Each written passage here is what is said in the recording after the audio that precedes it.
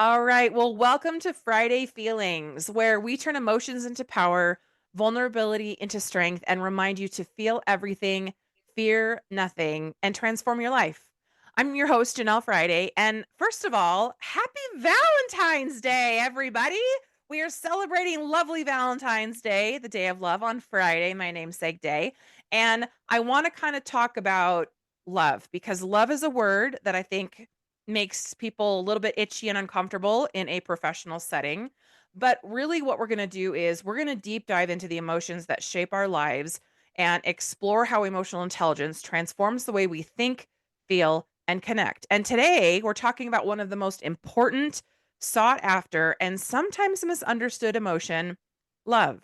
Okay. Now, love isn't just about romance, it's about self discovery, growth, and emotional resilience. And today I have a very special guest with us to help us explore this topic, my aunt.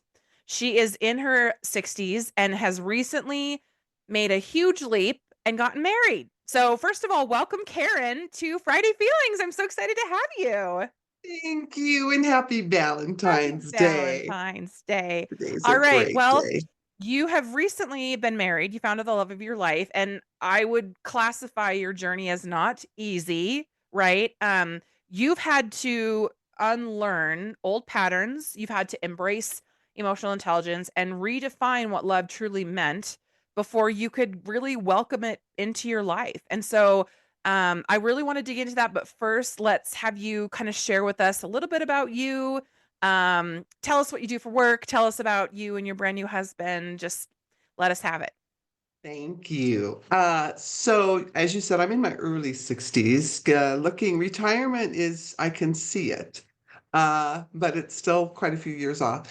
Anyway, I am a professional in the health insurance industry, work for a major international health insurance company, very large, very corporate. I've been there coming on. I think this is going to be my 12th, 13th year Wow. in for the same company, and they have been really good to me. Mm. And so I work in that professional space. I did get married when I was in my mid 30s, so I was late, I think. A lot of people get married in their 20s and early 30s. I was 36 when I got married for the first time, was married for 17 years, and it I decided to get a divorce, and we can delve into that later. But Well, let's not do and that then on Valentine's Day. life happened, and I ended up having to be the caretaker for my mother, your grandma, for 7 years. And she passed away, and I was all alone. And really, when you have that event happen, and I was alone, right? It was just me. Granted, you and I and your mom and the family surrounded me, but it really was incumbent upon me to discern how I was going to live the rest of my life and what did that look like? And I had just recently moved to the state of Colorado to be, with you guys, right? And I think you'll recall that was involved in a relationship that was absolutely not healthy for me.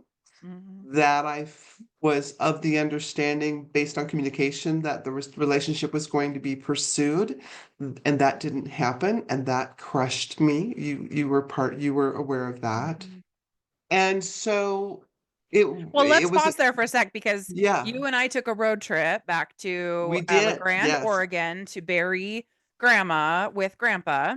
And Uh-huh. I believe it was on the way back on our road trip back to Colorado. It was because I had known. So, for the audience, Janelle made it very clear when I moved to Colorado several years ago, prior to my mother dying, that I was going to find the love of my life in Colorado and that she was praying for that fervently, probably daily, if not 2 or 3 times a day.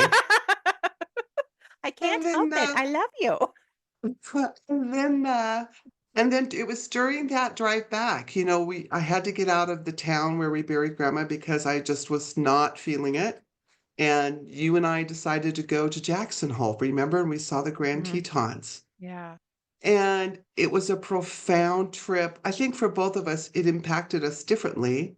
But for me, it was like I don't need to seek out love. I need to learn to love myself.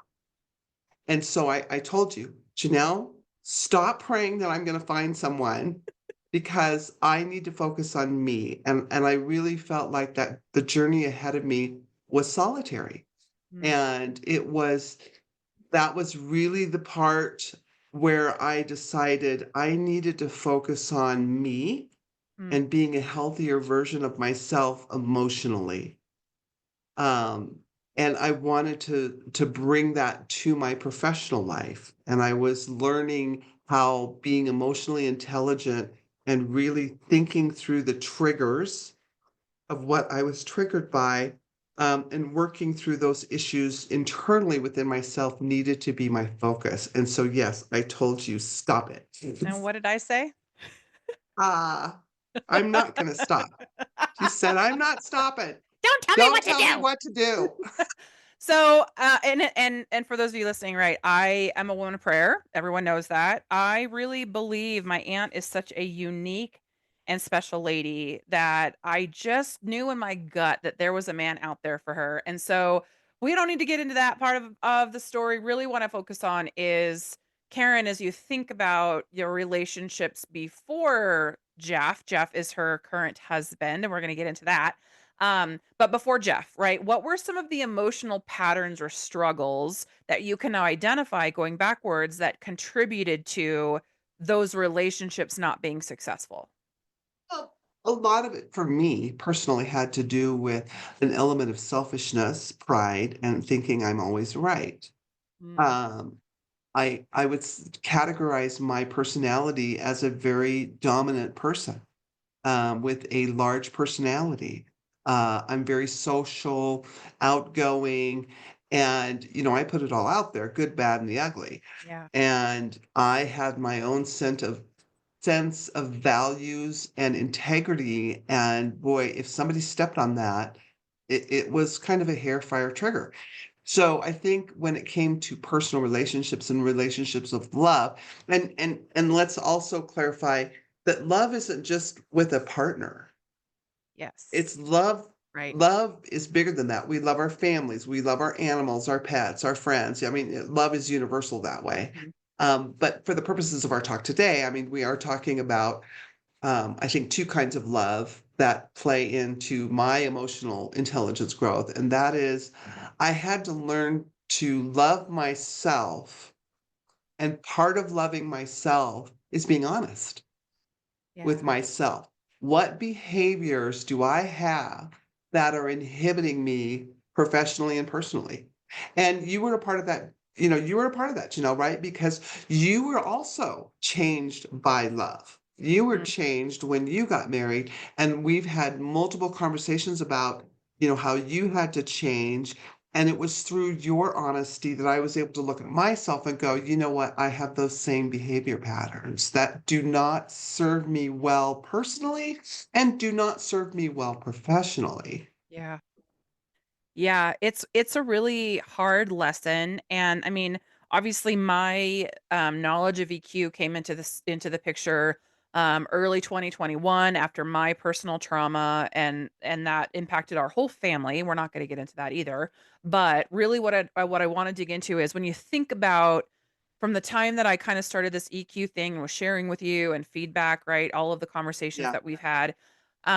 What was one of the hardest EQ lessons that you had to learn? So of all the things that you look back on over the last year, 2 years that have led you to become the person you are today, what's one of the hardest lessons that really took you aback and really forced you to sit back and go, "Wow, I have some serious work to do."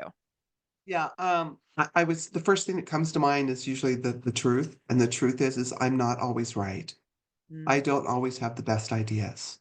mm, And that opened me up to being more curious. Maybe there is another perspective that would serve me. And because of my narrow mindedness and my narrow mm, minded thinking, I was missing out on personal growth, on learning how to view things. And part of that too is the older you get, sadly, um, it's easier to stay there. It's easier to stay not curious, and it's Yeah. harder to open yourself up to a new idea or open yourself up to a new pathway of behavior, right? Yeah. So it's been a struggle. What do And you I think I still struggle with it. what do you attribute the need to always be right? Where does that come from? You know, Gina, I would have to say the way I was raised. It definitely is the way I was raised. My parents were, um, pretty strict in their you will be the best that you can be, and you strive to be the best in it, but they would put, a framework on it in school. I wasn't allowed to get B's. I had to explain if I brought home a B, so I had to be a straight A student all the time. And both parents being teachers, I can understand where that comes from.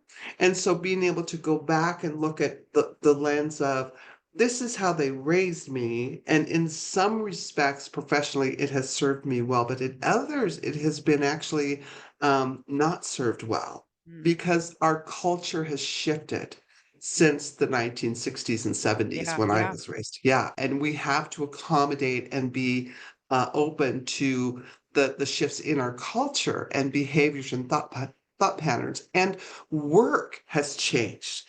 Yeah. There were no computers back then. We didn't have AI technology. And so that in and of itself has changed how we work too. Yeah. So yeah, that's where a lot of that comes from. And so it's So deeply ingrained, right? yeah. So we're really honing in on self-awareness. Like I say that self-awareness is the front door to EQ. If you're not self-aware, you can't manage your emotions. If you're not self-aware, you have no clue how you're impacting the people around you to build great relationships. So here you've gone through this growth experience, you've had these learning lessons, you're working through self-awareness and kind of addressing those things. How did Exactly. that change the way you approached a romantic relationship? So after my divorce from my first husband, my trust muscle in relying on someone else was broken. And then I was independent for 12 years. So I had to take care of the bills. I had to take care of the house and, all that stuff. Grandma. Make sure. Yeah, Yeah. and grandma, right? Yeah, Yeah. my mother. Yeah. Um, and so, y I became very, very independent, and I can recall a conversation on that same trip to Jackson Hole where I told you that it would be very difficult for a man to, be in love with a very independent woman that, I can handle my stuff. Uh, and so when I met Jeff, I was really brutally honest about this is who I am, this is what I'm about. I don't trust easily at all. And he also had came to our relationship with past, I don't want to say failed relationships, because I've come to the place of learning that if a relationship doesn't work out, it doesn't necessarily fall under the category of failure. Yeah. It's a learning experience, and it was an opportunity for you to learn something. And I can even say that about my own past failed or not failed, but my own past relationships. Mm, Jeff and I came together, uh, both of us being transparent and honest. And it took me probably about 5 to 6 months before I could say I'm starting to trust him. mm, And he demonstrated in every way why I could trust him. And I came to the realization that the right person will never come into your life at the wrong time. mm. But a lot of people that you think are right are coming in at the wrong time, and that never works. That Yeah. never works. And so, um, yeah. And then it was after learning that I could trust him, and he met all of my needs in being a partner, not being someone who was wanting to come into my life and be the man and take over everything. He appreciated Mhm. that I I can handle my stuff. And I was willing to start letting go of control over certain aspects of a relationship, of when you're involved in a relationship. Um, and letting him do things for me and not feel like I mean, one of the things I struggled with initially was if he took my car and filled it up with gas, I felt bad that there wasn't enough gas in my car and that he had to do that. And coming to the realization that there really are five love languages, and one of his is acts of service, which is not high on my list of Yeah, love me neither. language. Me neither. Yeah, right. And so Yeah. it's through the lens of love and emotional intelligence and talking to him about, this is how I feel. I appreciate that you put gas in my car, but there's another part of me that feels like you should have not had to do that. Mm. And So self-shaming and guilting let's myself. pause. Let's talk about before you started this self-awareness journey, before we were really digging into EQ as a family, what would you have looked for in a partner versus identifying the qualities in Jeff that were not necessarily what you had looked for before? What I looked for in a partner before was definitely white collar businessman. I kind of felt like I needed someone who was in the business realm to understand my personality because I am so work driven. So it definitely was a white collar businessman who was successful. And I did marry that.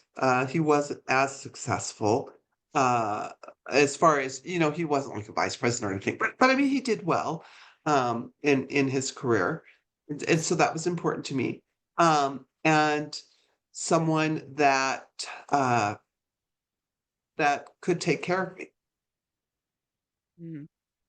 The whole, I don't mean to besmirch Disney, but the whole princess thing, I kind of fell into that trap. And what ended up happening, as you saw, was it didn't work.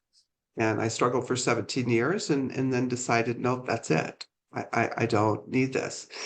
Jeff was not, he's actually retired, but he was not what I would consider a white collar businessman, more blue collar driven.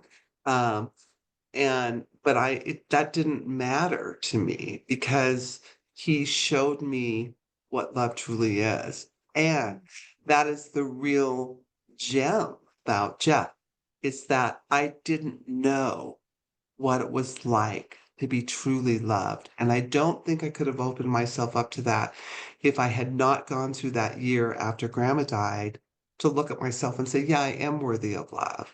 If it comes, great. If it doesn't, that's fine too. But I am worthy of it. And and working on myself. I could not appreciate all that Jeff is had I not gotten to that place within myself because it's taking a leap of faith. It's that when you have, for anyone who's been hurt by past relationships, it's sometimes really hard to step out there again and do it again. Yeah.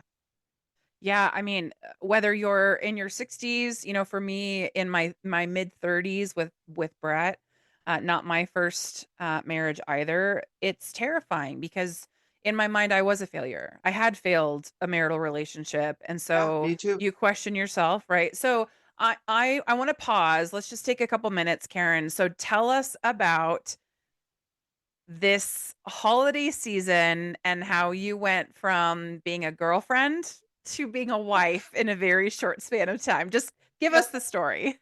So uh Jeff and I have been together for about a year and 5 months. And just this past Christmas, we had a family celebration that you were not unfortunately part of at our house on December 23rd.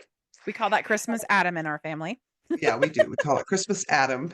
Um, and the family was getting ready to leave, and Jeff said, I need to talk to everyone. And it was the tone of his voice. I thought something was wrong. Somebody had done something that he wanted to address.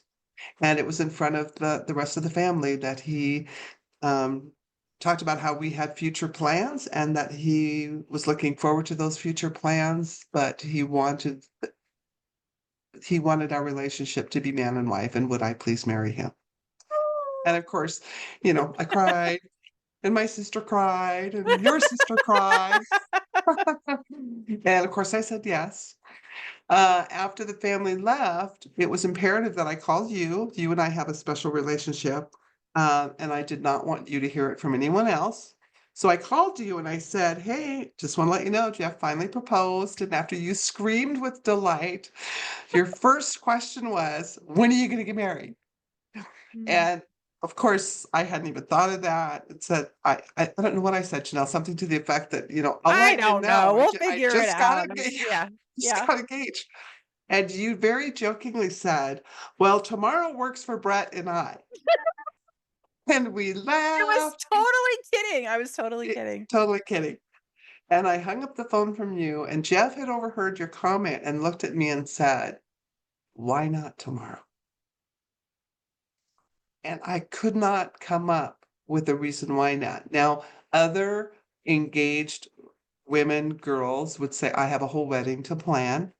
And I completely understand that. That is not what I was interested in. I've already had the wedding, I've already had the princess dress and all of that stuff, and that's fine. But for me at this stage of my life, I didn't want a wedding. I knew I would never have another wedding. I just wanted to get married. And so after we contacted Jeff's best friend, who agreed to do our ceremony for us, were able to get an appointment at the local county offices that were, thank goodness, open on December 24th, where we got our license to get married. And then we went to a local um, outdoor store, Shields, and because I didn't have a ring for Jeff, and I didn't want to have a marriage ceremony without giving him a ring, so we bought him a one of those rubber I type think I rings. remember telling you that Brett had gotten his at Yeah, Shields, I had gotten the one at rubber. Yeah, Shields. yeah, yeah. So Yep. we picked one of those up, and at 3 o'clock, 3:30 the next day, we called you and Brett and said, "Come on over. We're getting married on the front steps of my house." So my engagement, I think, was maybe 18, 19 hours. And it was awesome because the It was front of your house was perfect. all decorated for Christmas. Your Yes, it wedding date was. now is 12/24/24, which that's easy to That was remember. kinda cool. It's really great. And so far to kind of to move to the close of our session, right? I really want to talk about um EQ now that you're married. Give me here's what's my question. How do you and Jeff practice emotional intelligence in your marriage? Well, it's new, and I have to keep remembering that I am married because I've called him my boyfriend a couple of times within 2 weeks of us getting married. Um, how do we practice it?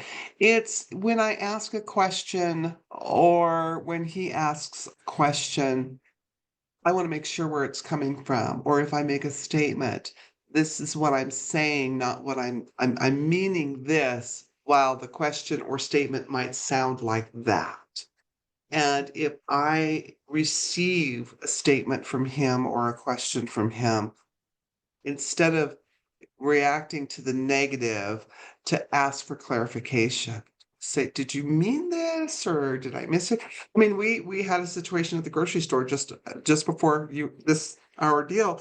Um, as you know, I'm hard of hearing and wear hearing aids, and when people are behind me, I don't quite hear them, which happens oftentimes in the grocery store. I will turn away from Jeff and head away, and he's not done talking to me, or he has something else to say. Uh, and I had gotten an item on sale and showed it to Jeff, and as I turned away, he said goodbye. And I thought it was a sarcastic, "Oh, now she's walking away from me again in the grocery store." And I turned around and said, "Well, what did you mean by that?" And he immediately understood where I was coming from because historically, that has been like, "Gosh, you're walking away from me when I'm talking to you," and it's not deliberate, it's because I don't hear.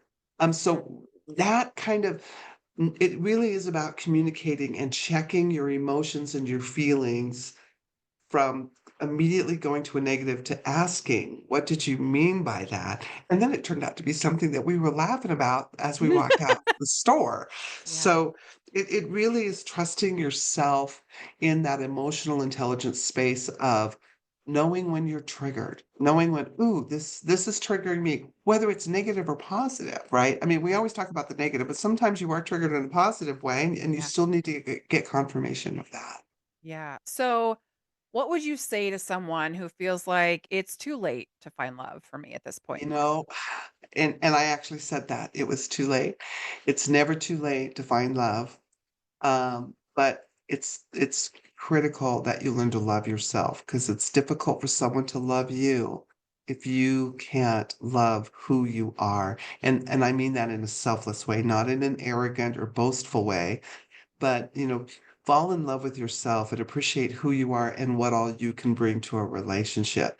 And for people who are in their for anyone listening who's in their 20s or 30s, it's not too late. Just know that the right person will come at the right time. It's never going to be the right person coming at the wrong time. It will be the right Yeah. time. So, how has finding love later in life been different than what you expected a loving marital relationship to be? Well, I didn't it sure, I didn't have any expectations because remember, I told you I didn't wanna I was Yeah. not I was done. I was done with that Yeah. part of my life. So finding love later in life, your priorities change. It doesn't matter what Jeff did for a living. It doesn't matter how much money he made or makes. Doesn't matter what he looks like. What matters is he demonstrates pretty much every day that I'm his number one priority. He thinks about my comfort, about my sense of peace, every day, and he demonstrates that.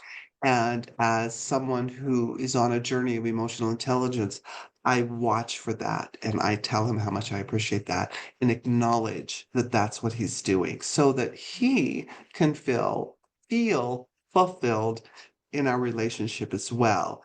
And so we come to the relationship, um, with open hearts and but open communication as well.